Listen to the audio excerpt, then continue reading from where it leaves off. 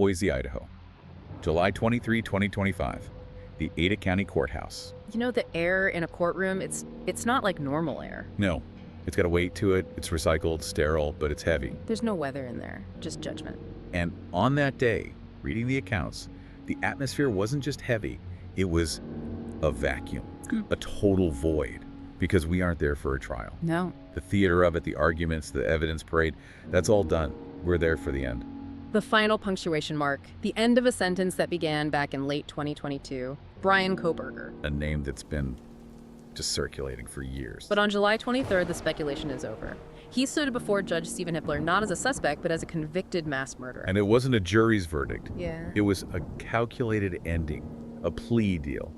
I really want to unpack the architecture of this moment, because from the outside, it just looks like a man in a suit listening to a judge.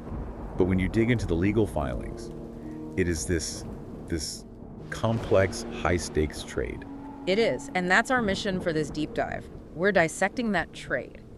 A guilty plea brokered specifically to get the death penalty off the table. And in return, a judge who used the cold mathematics of the law to make sure Bryan Kohberger never sees daylight again. That's the core tension.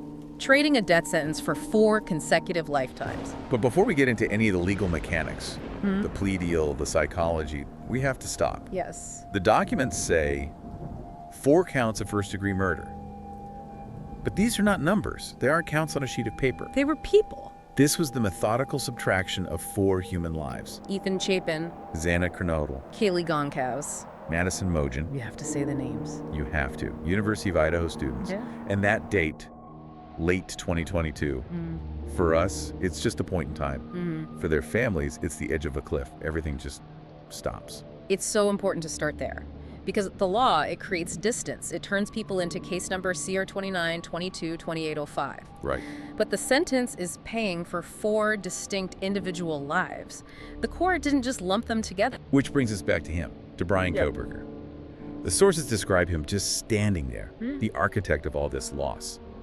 But he didn't fight it at the end. No. No trial, no months of testimony, crime scene photos, none of that. He pleaded guilty. And that's the mechanism we need to talk about. It's a strategic move. In a capital case like this, a plea deal is often the only real currency the defendant has left. And this wasn't some last-minute decision. Not at all. This deal was hammered out with prosecutors weeks before. It was a negotiated surrender, not a sudden crisis of conscience. Okay, let's get into that, because I think a lot of people see a case this monstrous and they just think prosecutors should always go for the maximum. Always. Which would be death in Idaho. Exactly. So why take the deal? Why let him have his life? It's what I call the death penalty paradox. You see it all over the country in these cases. It's one thing to get a death sentence. It is a whole other thing to keep it. Because of the appeals. The endless appeals. Once you get a death verdict, it triggers an automatic, mandatory appeals process that can last 20, 30 years. So the families are just dragged back into court over and over again. Every year, for decades, reliving the worst moments of their lives while lawyers argue about procedural errors. So, by accepting this plea, They're buying finality. that's it, exactly. They trade the possibility of an execution way down the road in, say, 2045 for the certainty of a life sentence that starts right now. It's a grim choice. It is. Do you want to see his face for the next 20 years, or do you want him to disappear into the system today? Kohberger traded his confession for his life, and the state. The state traded the death penalty for silence. A chilling transaction. So the deal is made, death is off the table. Now the decision falls to Judge Steven Hippler. He has to decide what life in prison actually means. And this is where the details become visceral. They really do. I was reading the sentencing order. It's not just life. It's a specific structural dismantling of hope. Because Judge Hippler had choices. When you have multiple counts, the judge decides how the sentence is run. And this is the critical part. The difference between concurrent and consecutive sentencing. It sounds like dry legal jargon. But it's not. In practice, it's the difference between 1 lifetime and 4. Okay, let's break that down for everyone listening. The math here is everything. If the judge had ordered concurrent sentences, what would that mean? Concurrent means they all run at the same time. You get 4 life sentences, but the clock starts on all 4 of them the second you walk into prison. So you're serving them all simultaneously. Right. You serve 20 years. You've served 20 years on all 4 sentences.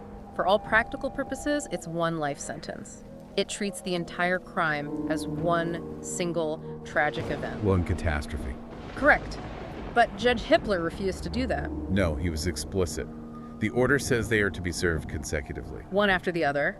So how does that even work mechanically? You can't die 4 times. You can't, but the law can demand it.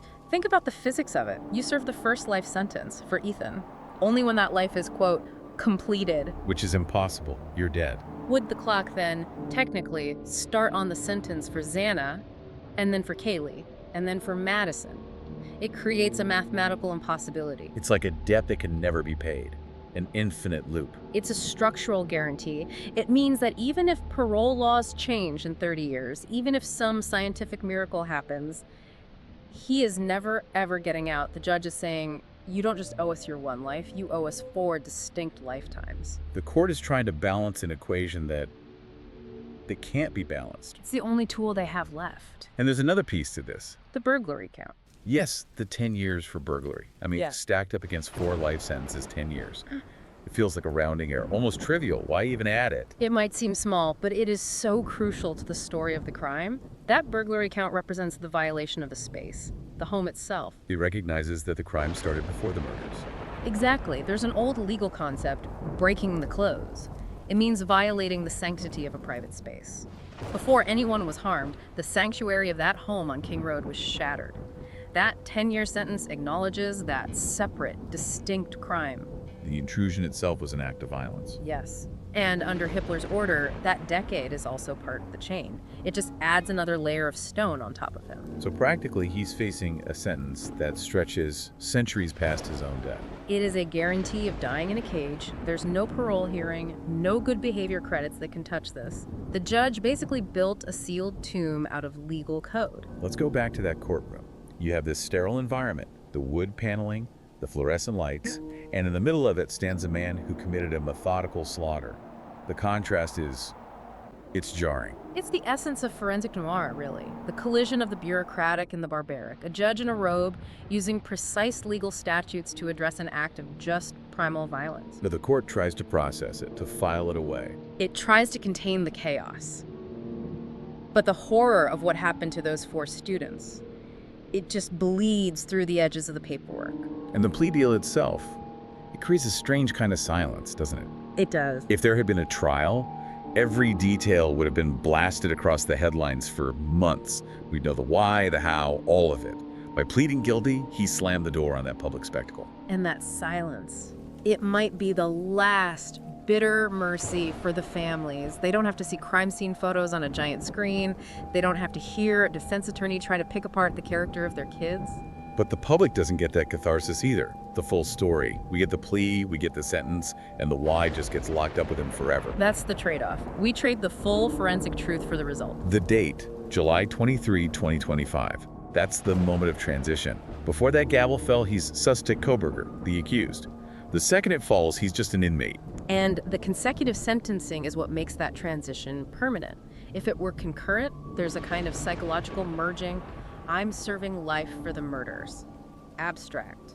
Plural. But consecutive forces a reckoning. With each name, I am serving life for Ethan. Then, I am serving life for Xana. It refuses to let the killer blend them all into one single act. It's the law's way of trying to match the punishment to the scale of the loss, even though it's constrained by biology. You can only take 1 life from him. But the ledger says he took 4, and that's the limit of human justice. We can't bring them back. All the law can do is use its tools, consecutive sentences, denial of parole, to try and approximate a balance. It's an imperfect, brutal equation. I want to circle back to the psychology of the plea. From his side, you know what the prosecution got? Finality. But what did Kohberger really get? I mean, life in a supermax prison. Is that really a win over death? That's a huge debate. It comes down to control. When you're on death row, the state owns your death. They pick the date, the method. Control the narrative. Completely. When you serve life, you keep some tiny sliver of autonomy. You exist, you breathe. For a certain kind of personality, a narcissist continuing to be the protagonist of your own story, even in a tiny cell, is better than being erased. So he chose to remain the main character. He did, and the judge's consecutive sentence is the attempt to shrink that world to nothing, to say, you may exist, but you will never matter again. So after the judge hands down the sentence, what happens next? Does he just vanish? Effectively, yes. He's processed out of the county jail and into the Idaho Department of Correction. He'll go to the state's maximum security institution. He becomes a number. The suit is gone, traded for scrubs. The name Kohberger stops being a headline and becomes a file on a shelf. Such a stark drop. 1 minute the world is watching, the next a door clangs shut and it's over. That's the design of the system. It's an oubliette, a place to put people and forget them.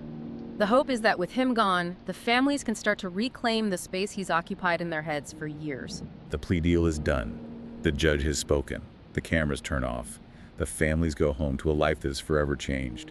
And Bryan Kohberger goes to a cell that will be his entire world until the day he dies. It's the end of the legal story. But the weight of it all just lingers. We've analyzed the why of the plea survival strategy. We've analyzed the how of the sentence, the cold math. But the what is still the tragedy of 4 young people whose futures were stolen. And no sentence can change that. It's legal finality. It is not closure. I don't think closure is a real thing in a case like this. No, justice is a legal concept about balancing scales. Closure is an emotional one. They rarely line up perfectly. It's a dark chapter. And analyzing it doesn't make it any lighter. It just makes the mechanics of the aftermath a little clearer. You see the system trying to wrap its arms around a monstrosity. Trying to impose order on chaos. That's all a courthouse is in the end. It's civilization's answer to savagery. A plea deal to avoid death and a sentence that guarantees he dies in prison. It really is a paradox. He traded the executioner's needle for the slow erasure of time. One is a sudden stop. The other is a slow, agonizing fade to black. He chose the fade. And Judge Hippler made sure it would be absolute. No loopholes, no sunlight, just time. So we leave it there. The book is closed on the sentencing of Bryan Kohberger. But the names, Ethan, Xana, Kaylee, Madison, they remain. Not just as victims, but as the reason for 4 distinct lifetimes of punishment. Justice served. In the only way the law knew how. I want to leave you with a final thought to wrestle with. We often argue about the death penalty versus life in prison. But look at this sentence. Ask yourself, is the swift end of an execution a harsher punishment than the slow, grinding realization every single day for decades that you are burying yourself in time, serving an impossible debt to 4 people you can never repay? Right. Or is keeping him alive simply the only way we can force him to remember?